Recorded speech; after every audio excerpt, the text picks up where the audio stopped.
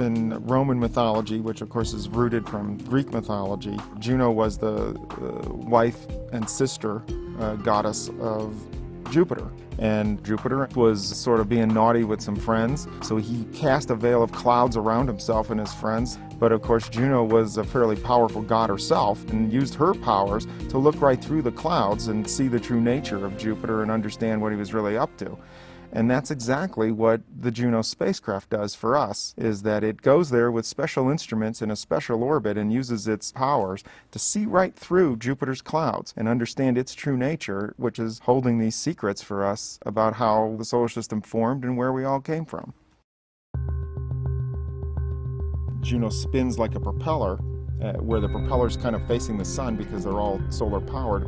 If you spin something, it stays spinning. It's like a gyroscope. We can use a spinning spacecraft to let each instrument get its turn to see Jupiter. We get to go very close to the planet, inside the radiation belts instead of outside the radiation belt. We're in a polar orbit, so by small adjustments of the timing, we can map the entire planet. We can get repeated stripes at different longitudes as Jupiter spins underneath us. It does mean that Juno is going to see the polar regions to a greater extent than with other spacecraft, but I think the most important thing is that it gets in very close to the planet as part of that ellipse, brings it in a few thousand miles above those cloud tops, very close, near the equator.